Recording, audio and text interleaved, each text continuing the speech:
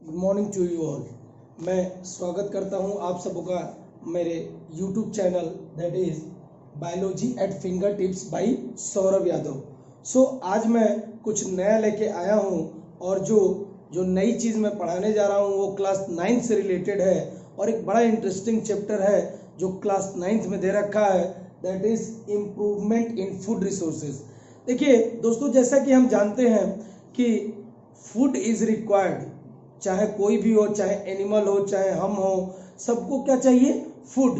Everybody requires food in order to do their work. So in that context ये सारी चीजें जब इंसान आया, इंसान के आने के बाद उसने एग्रीकल्चर प्रैक्टिसेस स्टार्ट की, जिसके वजह से आज बहुत सारी क्रॉप्स हम आज उगाते हैं और इन सब क्रॉप्स का फ्रूट्स, वेजिटेबल्स, बहुत सारे ऐसे भी होते हैं जिनसे हम ऑयल के लिए ग्रो करते हैं। बहुत सारी चीज़ें फॉर पल्सेस, बहुत सारी चीज़ें हैं जो हम नाउ ए डेज ग्रो करते हैं। लेकिन बेसिकली जब ह्यूमन सिविलाइजेशन स्टार्ट हुआ था तो उस समय हम कोई भी एग्रीकल्चर नहीं करते थे।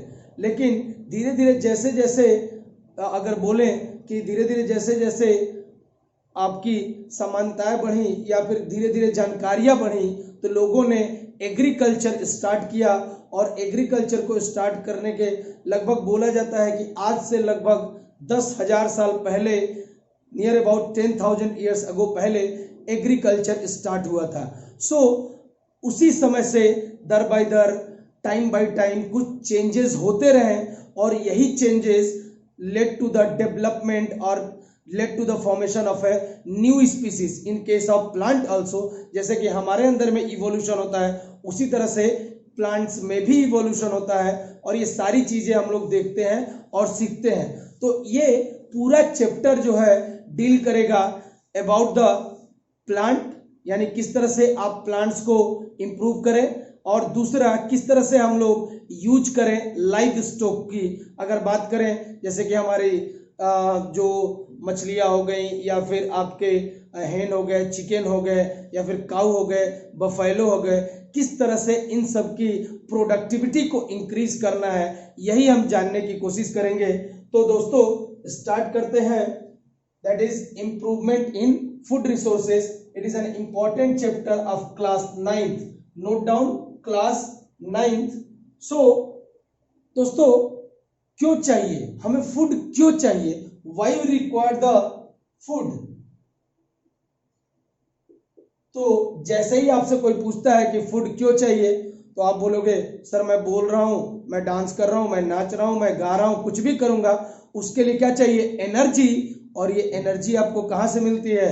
when you eat food, because food contains lots of things, carbohydrate, fats, protein, vitamin, minerals, all these things are constituents that are present in the food।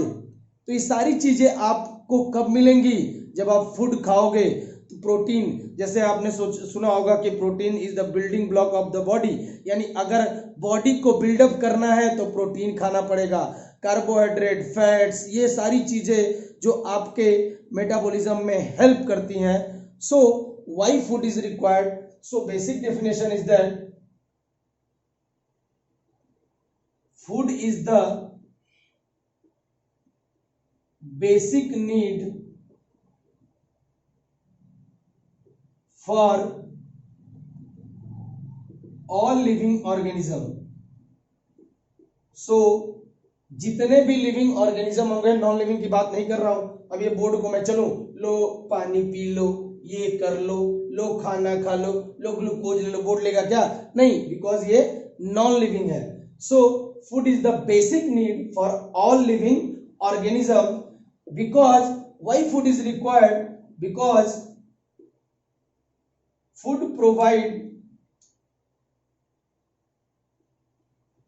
provide energy to living organism so that they can perform their work। सो जैसे कि मैं चल रहा हूं, मैं खा रहा हूं, मैं पी रहा हूं, ये सारी चीजें, मैं डांस कर रहा हूं, मैं पढ़ा रहा हूं, हर वो चीज करने के लिए मुझे चाहिए एनर्जी। और वो एनर्जी आपको कहां से मिलती है? फूड को लेने से। ताकि यही डेफिनेशन दे रखा है कि फूड क्या प्रोवाइड करता है आपको? एनर्जी। क्या प्रोवाइड करेगा? एनर्जी, जिसकी वजह से आप अपने डे टू डे वर्क को परफॉर्म कर सकते हैं। So the next question arises, what are the constituents that are present in the food? यानी बेसिकली अगर फूड में जो हम फूड खाते हैं इसमें होता क्या है? So food provide nutrients. जब हम अलग अलग खाना खाते हैं तो कुछ में हमको स्टार्च मिलेगा, किसी में प्रोटीन मिलेगा, किसी में फैट मिलता है। जो फूड जो होता है ये प्रोवाइड करता है nutrients, and this nutrients may be, food में कंटेन कार्बोहाइड्रेट। फूड के अंदर में क्या हो सकता है? कार्बोहाइड्रेट। फूड के अंदर में क्या हो सकता है? फैट। फूड में क्या हो सकता है? प्रोटीन। फूड के अंदर में और क्या हो सकता है? It can also contain vitamins और मिनरल्स। ओके, ये बेसिक डेफिनेशन है कि फूड की जो भी, चाहे कोई भी लिविंग ऑर्गेनिज्म है, अगर वो लिविंग है और लिविंग रहना चाहता है तो उसको क्या चाहिए? फूड। और फूड किस लिए जरूरी है? In order to do day to day work we required energy. और ये एनर्जी आपको कहां से मिलेगी? कहीं ना कहीं फूड को खाने से मिलेगी, क्योंकि फूड जो होता है प्रोवाइड करता है इंपॉर्टेंट न्यूट्रिएंट्स, जैसे कि कार्बोहाइड्रेट पाया जाता है इस फूड में, fat, protein, vitamin and minerals. Note करें इस पॉइंट को, फिर हम आगे देखेंगे।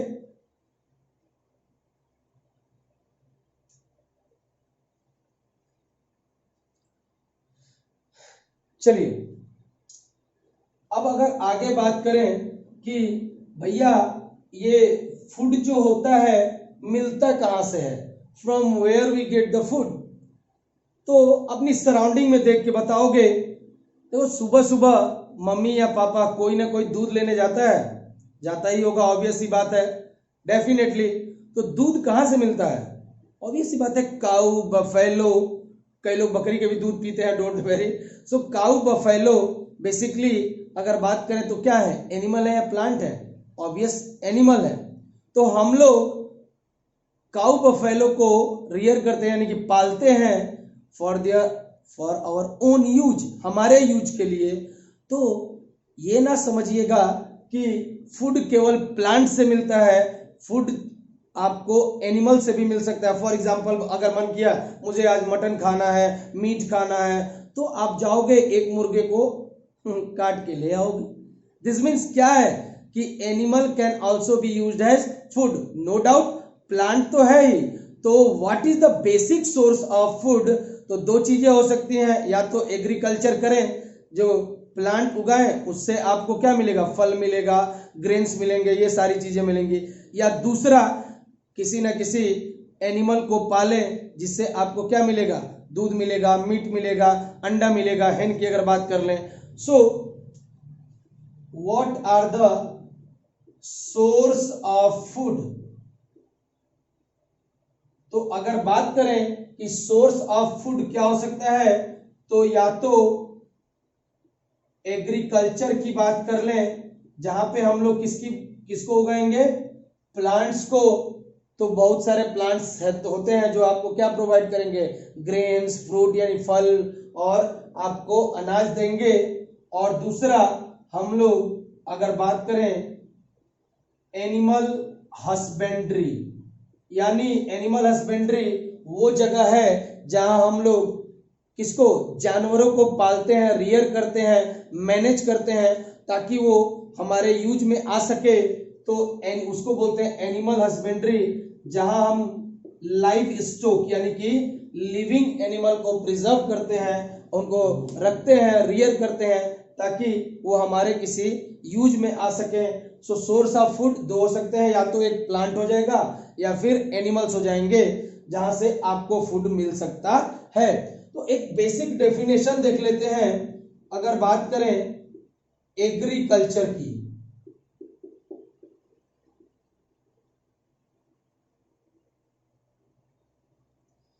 So what do you mean by agriculture? तो एग्रीकल्चर कोई बड़ा टर्म नहीं है, ये सिंपली डिफाइन करता है कि आप क्या कल्टीवेट करेंगे, क्या ग्रो करेंगे, प्लांट ग्रो कर रहे हैं। अब केवल प्लांट की बात नहीं करेंगे, एग्रीकल्चर दोनों चीजों को कंबाइन करता है। अब मान लीजिए मैं बात करूं प्लांट्स की, तो प्लांट्स में लीफ होंगी और बहुत सारे चारा वारा भी होते हैं जो प्लांट्स में ही होते हैं ना, बरसेम सुना होगा आपने, जोनरी सुना होगा। तो ये सारी चीजें जो होती हैं बेसिकली फूडर, कुछ ऐसे भी प्लांट होते हैं जो कि फूडर क्रॉप की तरह यूज किए जाते हैं, यानी कि they are used only grain for the feeding of the animals.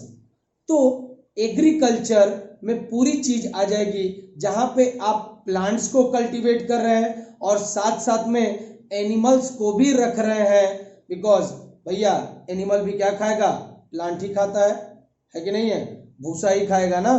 तो ये सारी चीजें कहां से निकलती हैं, प्लांट से।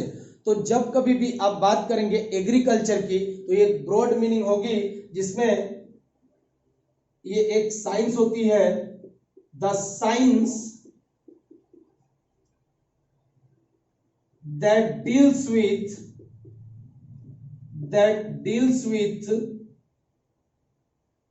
cultivation of plants, यानी एग्रीकल्चर एक साइंस है जहां पे हम क्या करते हैं, प्लांट्स को उगाते हैं, कल्टीवेट करते हैं। एंड दूसरा मैंने बोला कि साथ में ही लेंगे, एंड रेजिंग लाइव स्टॉक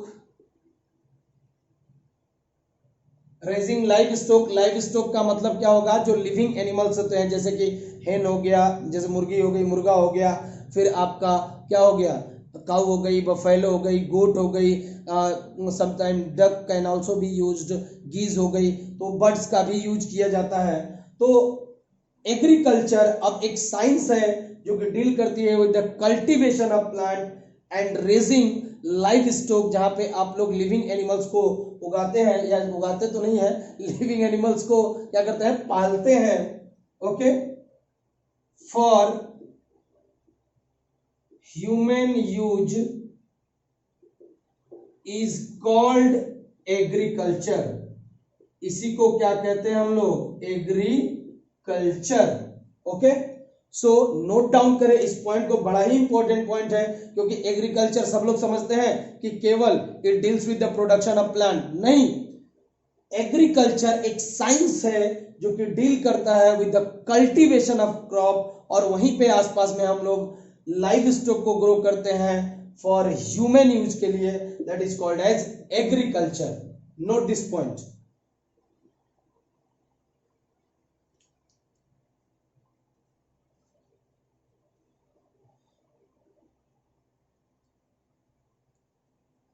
अब अगर बात करें कि कौन कौन सी प्रॉब्लम फेस कर रहा है इंडिया नाउ डेज, या बात करें, देखो जनरली अगर हम पहले की बात करें तो जो पहले की क्रॉप्स होती थी वो क्या होती थी, फर्टिलाइजर फ्री होती थी, यानी अगर बोलते थे अरे यार इसमें खाद वाद नहीं है, यानी एकदम प्योर है, ओरिजिनल है, और या विलेज से आई हुई, नहीं बोलते ये सब्जी नो गांव की है, देसी सब्जी है। तो क्यों कहते हैं देसी, क्योंकि वो दिखाने की कोशिश करते हैं कि इसमें कोई फर्टिलाइजर नहीं है। दिस मीन्स कि पहले के जो क्रॉप्स थे उसमें फर्टिलाइजर्स का यूज कम किया जाता था, लेकिन नाउअडेज जो चीजें हैं जो ग्रो की जाती हैं, रात भर में एक कद्दू इतना छोटा सा होता है, ऑक्सीटोसिन डाला इतना हो गया, किसको पता चल रहा है कैसे हुआ, तो वहां पे केमिकल्स को आपने इंसर्ट किया, जहां पे हार्मोन्स, ऑक्सीन, साइटोकाइनिन, ये सारी चीजों का मिक्सअप किया जाता है ताकि तुरंत के तुरंत आपको प्रोडक्ट मिल सके। तो ये तो चीटिंग हुई ना, एक तो चीटिंग भी है और ऊपर से क्या है, आपकी हेल्थ के साथ भी खिलवाड़ है। तो जो मेजर प्रॉब्लम इंडिया फेस कर रहा है वो क्या है, इसीलिए आजकल देखा होगा कि क्रेज है किस चीज का, ऑर्गेनिक फार्मिंग का। ऑर्गेनिक फार्मिंग कोई अच्छी फार्मिंग थोड़ी ना है, बस एक ऐसी फार्मिंग है जहां पे हम फर्टिलाइजर का, नई फार्मिंग नहीं है, फर्टिलाइजर का यूज कम से कम और या एकदम नहीं करते हैं, बेसिकली बस ये है, और अपनी क्रॉप्स को उगाते हैं without the use of any chemical fertilizers, pesticide, insecticide इनका यूज नहीं करते हैं। तो इसीलिए जैसे जैसे डेवलपमेंट हो रहा है उस तरह से इंप्रूवमेंट हो रहा है, किसमें, न्यू वेराइटीज आ रही हैं आपके। जैसे देखो पहले अगर बात करें हल चलाते थे खेत जोतने के लिए, आज ट्रैक्टर हैं, बहुत सारी चीजें हो गई हैं, हार्वेस्टर, ये सारी चीजें गांव में भी आपने देखा होगा।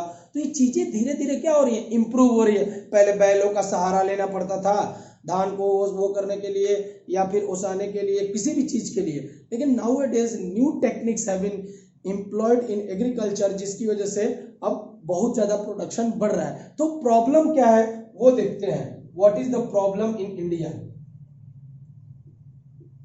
related to agriculture?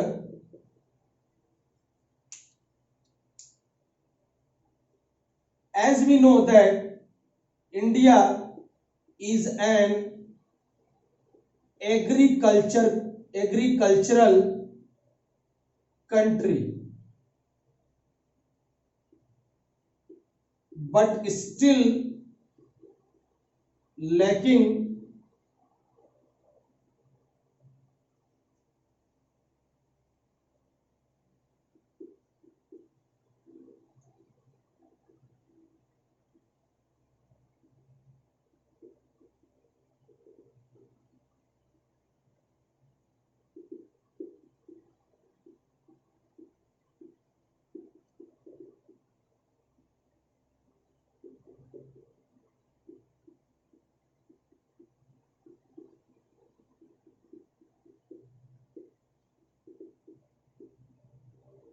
अब देखिए जो मेजर प्रॉब्लम इंडिया फेस कर रहा है, कौन सी प्रॉब्लम फेस कर रहा है, तो इंडिया बेसिकली अगर बात करें एक एग्रीकल्चरल कंट्री है। यानी अगर मैं बोलूं तो इंडिया का लगभग 62% पॉपुलेशन, कितना, नियर अबाउट 62%, नियर अबाउट 61.5, और simply we can say that 62% population जो है ना इंडिया की, वो इंप्लॉयड है किस सेक्टर में, एग्रीकल्चर सेक्टर में। तो यहाँ पे बहुत बड़ा एम्प्लॉयमेंट भी क्रिएट हो रहा है, लेकिन but still lacking in food production. इतने सारे लोग लगे हुए हैं लेकिन तभी भी हम अपनी पॉपुलेशन को फीड नहीं कर पा रहे हैं। क्यों?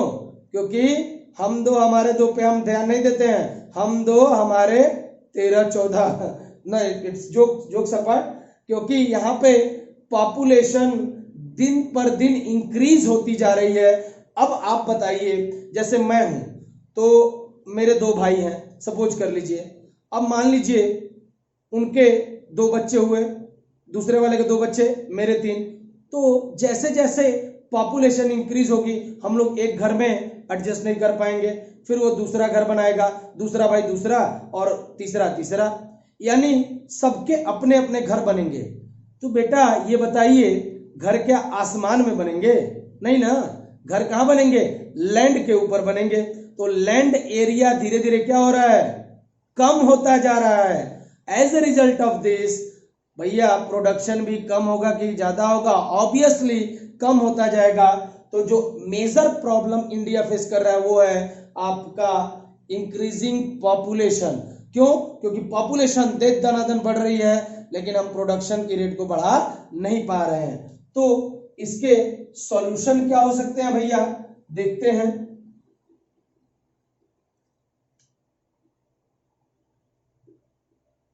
ये तो प्रॉब्लम की बात हो गई। तो जो पहला हम सॉल्यूशन कर सकते हैं वो क्या करें, इंक्रीज एफिशिएंसी ऑफ प्रोडक्शन। भैया इसका मतलब क्या है, इंक्रीज एफिशिएंसी ऑफ प्रोडक्शन मतलब क्या है, what does this term means? तो यहां लिखा हुआ है increase efficiency of production. Simple term में अगर बोलूं, जैसे मान लो मेरे पास एक लैंड है 1 हेक्टेयर का, कितने का, 1 हेक्टेयर का, ठीक है। तो जब सपोज करो जैसे मेरे माता पिता पुरानी स्किल्स के साथ खेती करते आ रहे थे, मैं भी वैसे ही खेती कर रहा हूं, और पूरे 1 हेक्टेयर से मुझे केवल लगभग मान लो 10 क्विंटल अनाज मिल रहा है, या अगर मैं बोल दूं 10 टन मिल रहा है, मान लो केवल 10 टन मिल रहा है। क्यों? क्योंकि मैं वही सारी प्रैक्टिसेस कर रहा हूं जो मेरे फोर फादर्स, मेरे पिताजी, उनके पिताजी करते आ रहे थे। लेकिन मुझे करना क्या होगा भाई, धीरे धीरे बंटवारा होगा लैंड का, लैंड कम पड़ेगा और प्रोडक्टिविटी भी क्या होगी, ऑब्वियस सी बात है कम पड़ेगी। तो मुझे यहीं पे क्या करना होगा, इसी 1 हेक्टेयर लैंड पे अगर मैं नई टेक्निक्स का यूज करूं, जो fertilizers, high yielding variety seeds का यूज करूं, जो भी ग्रीन रेवोल्यूशन के बारे में हम पढ़ेंगे, तो जब मैंने हाई यील्डिंग वैरायटी सीड्स को यूज किया तो यहाँ पे प्रोडक्शन इंक्रीज होके मुझे मिल गया कितना, 20 टन। भैया लैंड तो वही है 1 हेक्टेयर 1 हेक्टेयर, लेकिन पहले जब मैं ओल्ड स्किल्स को अपना रहा था, ओल्ड स्किल्स यानी अगर मान लो वाटर की बात करें तो धीरे धीरे मैं ढकेली से या फिर चेन सिस्टम से वाटर दे रहा हूं, लेकिन आज मेरे पास क्या है, ट्यूबवेल है, ट्यूबवेल है। ड्रिप इरिगेशन के बारे में पढ़ेंगे। ड्रिप इरिगेशन यानी कि मैंने प्लांट्स को ही कनेक्ट कर दिया। जैसे अगर बात करें आपकी नब्स में कोई सुई लगानी होती है तो सीधा यहाँ पे नब्स देखा और वहां पे लगा दिया direct, so it can be injected directly into the blood. तो उसी तरह से रूट्स के अंदर में आपने ड्रिप लगा दिया और सारी रूट्स को प्रॉपर अमाउंट में आपने क्या दे दिया, पानी दे दिया, तो सब प्लांट्स का प्रोडक्शन क्या होगा, इंक्रीज होगा। तो प्रोडक्शन इंक्रीज होगा तो भैया उनकी एफिशिएंसी बढ़ी या घटी, ऑब्वियस सी बात है बढ़ी। यानी जब मैंने न्यू टेक्निक्स का यूज किया, इसकी वजह से वही सेम लैंड में कितना टन आपको अनाज मिल रहा है, 20 टन। पहले कितना मिलता था, 10 टन। सो हम लोगों को नई टेक्निक्स को यूज करना होगा जिसकी वजह से आपका क्या होगा, प्रोडक्शन रेट इंक्रीज होगा।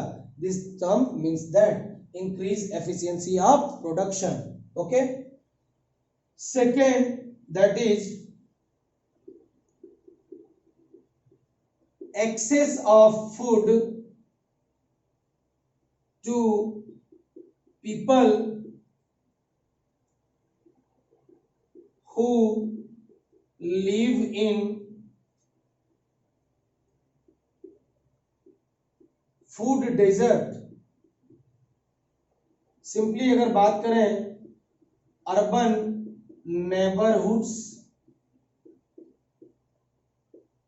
And rural towns. अब इसका मतलब क्या है, फूड डेजर्ट इतना बड़ा भारी मतलब नहीं है, सिंपल सी बात है, जहां पे फूड आसानी से अवेलेबल नहीं होता है। जैसे आप शहरों में हो गए, मुंबई शहर में चले जाओ, केवल आपको बिल्डिंग बिल्डिंग बिल्डिंग दिखेंगी।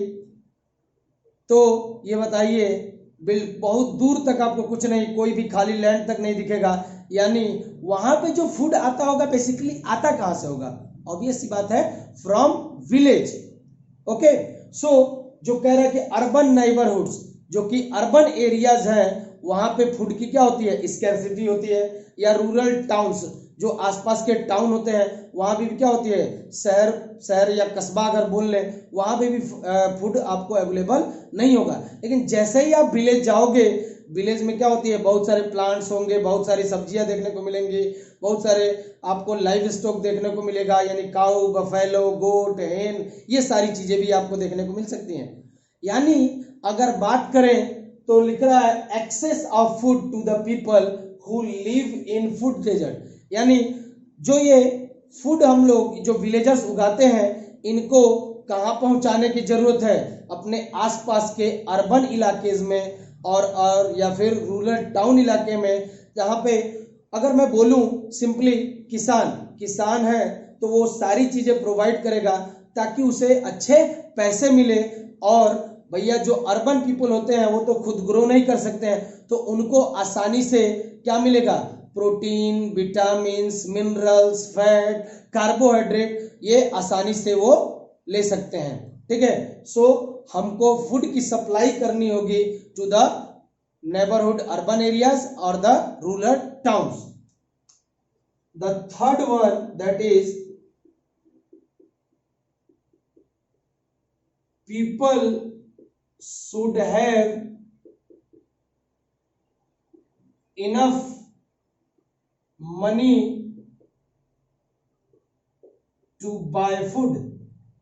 अब अगर मान लीजिए है सबके पास उतने पैसे, तो ऑब्वियस सी बात है नहीं होती है, कुछ ऐसे भी लोग होते हैं आपके टाउन्स में, इलाके में, जहाँ पे आपने देखा होगा काफी गरीबी होती है, तो हमको एक वर्क करना होगा जो पर कैपिटा इनकम होता है किसी भी कंट्री का, जैसे कि पर कैपिटा इनकम जो होगा आपके अमेरिका का काफी हाई है, हमारे यहाँ तो वैसे भी हम लोग पॉवर्टी यानी कि गरीबी वाले हैं, तो हमारे यहाँ पर कैपिटा देखते ही होंगे कि बहुत सारे बच्चे आसपास में घूमते हुए भीख मांगते हुए आपको मिल जाएंगे। तो पहले हमको वर्क करना पड़ेगा कि सब लोगों का पर कैपिटा इनकम क्या हो, इंक्रीज हो, ताकि वो आसानी से फूड को क्या कर सके, खरीद सके। सो ये सोल्यूशन है। पहला, एफिशिएंसी को इंक्रीज करो, यानी सेम नई नई स्किल्स का यूज करो ताकि प्रोडक्शन रेट बढ़ जाए। दूसरा, फूड की सप्लाई करो ताकि इजिली अवेलेबल हो टू द अर्बन नेबरहुड, वरना क्या होगा, अर्बन एरियाज में फूड पहुंचेगा नहीं तो कैसे वो जिंदा रहेंगे, वो भी मर सकते हैं। सो और पीपल का पर कैपिटा इंक्रीज होना चाहिए, पर कैपिटा जो आपकी मनी होती है वो भी इंक्रीज करना चाहिए कि वो सारी चीजों को खरीद सके आसानी से। नोट करें each and every point, per capita income increase करना है आपको। Okay, now the next thing which you have to learn, the basic terms which you have to learn, that we are dividing agriculture broadly into 3 types. So agriculture can be broadly classified into, तो अगर वह आप कुछ standard books पढ़ेंगे तो वहां 2-3 छोटे छोटे टर्म्स दे रखे होते हैं और हमेशा इसको पूछा जाता है, हॉर्टिकल्चर, एग्रोनॉमी, एनिमल हस्बेंड्री, ये सारी चीजें टर्म्स का डेफिनेशन और मतलब पूछा रहता है। तो हम देखेंगे एक एक करके। पहला है आपका एग्रोनॉमी।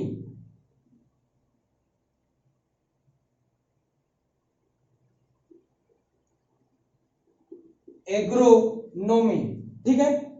एग्रो में कुछ आपको अगर आप देखोगे पढ़ोगे तो यहाँ पे agro is somehow related to the agriculture. तो एग्रोनॉमी में जनरली हम स्टडी करते हैं न्यू स्किल्स की या न्यू टेक्निक्स की, ताकि जिसके द्वारा हम अपने एग्रीकल्चर प्रोडक्शन को क्या कर सके, बढ़ा सके। So agronomy is a field of study where we generally study and try to develop various new techniques that can be employed in agriculture so that the production in case of agriculture increases. Simple सी अगर बात बोले तो हम लोग यहाँ नई नई टेक्निक्स को डेवलप करते हैं ताकि प्रोडक्शन को बढ़ाया जा सके। कहाँ, किस फील्ड में, agronomy. Agro simply means agriculture. So the basic definition is that study and development of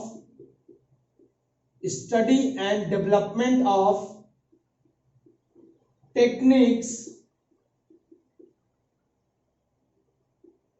for improving agricultural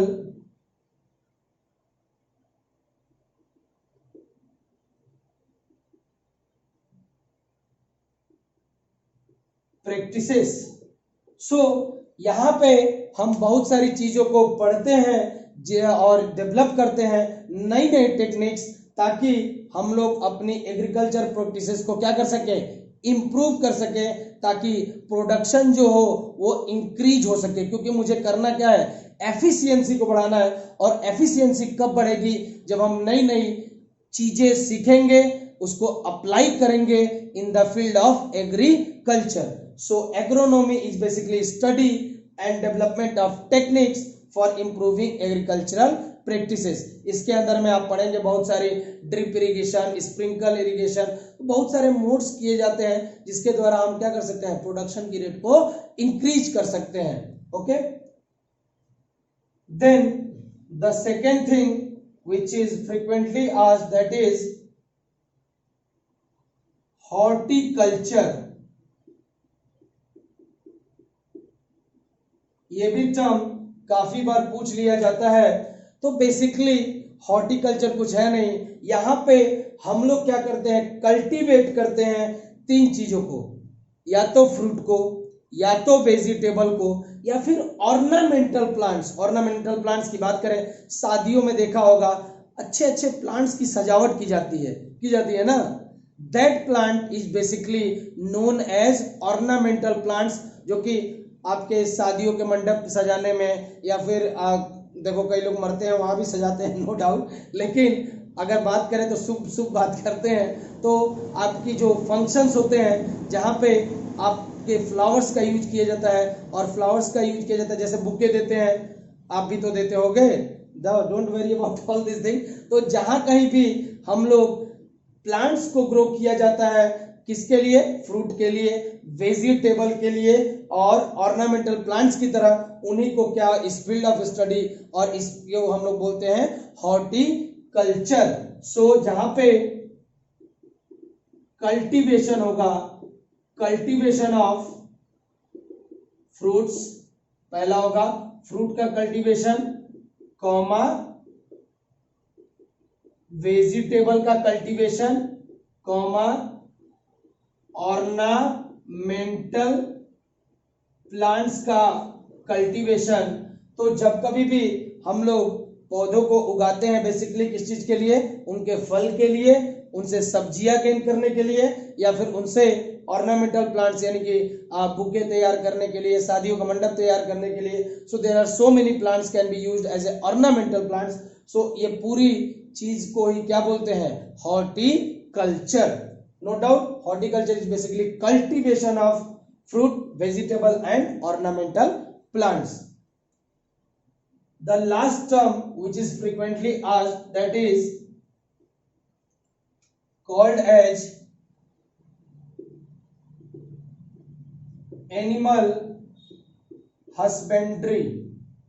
तो मैंने पहले ही बताया था, animal husbandry is basically rearing, जहां पे हम लोग क्या करते हैं, जानवरों को पालते हैं, मैनेज करते हैं, ताकि वो हमारे उपयोग आ सके। तो बेसिकली अगर बात करें तो आप कौन सा जानवर पालते हो, ऐसा थोड़ी ना कि शेर ले आके पाल लोगे, नहीं, तुम शेर को नहीं पाल सकते हो, शेर तुमको पाल देगा। तो इसलिए हम लोग बेसिकली डोमेस्टिकेटेड एनिमल्स यानी कि पालतू जानवरों को जहां पे हम लोग पालते हैं, मैनेज करते हैं, then that place is known as animal husbandry. So note down, rearing and management of domesticated animal called as animal husbandry।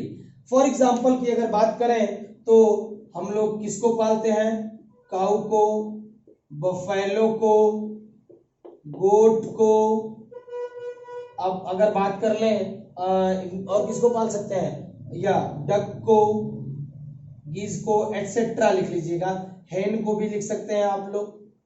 Okay, सो ये सारी चीजें जहां पे हम लोग किसको, एनिमल्स को या डोमेस्टिकेटेड एनिमल्स को पालते हैं, मैनेज करते हैं, उस पूरी इंडस्ट्री को ही कहते हैं एनिमल हस्बेंड्री। नोट करें इस पॉइंट को।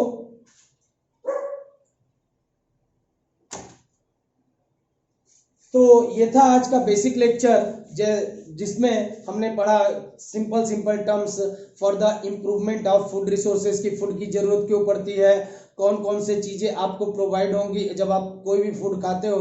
तो वही basically carbohydrate, fats, protein, vitamin, minerals, कहाँ से सोर्सेस, यानी कि आपका सोर्स केवल अगर आप समझे कि प्लांट हो सकता है तो ये ऐसा नहीं है, प्लांट के अलावा एनिमल्स भी यूज होता है। फॉर एग्जाम्पल आप मीट कहाँ से खाते हो, ऑब्वियस से बात है एनिमल से, अंडे कहाँ से खाते हो, एनिमल से।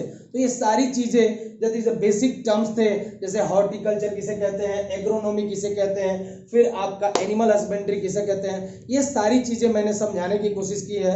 अगर आपको अच्छा लगा हो ये वीडियो तो kindly like and subscribe my channel. Thank you.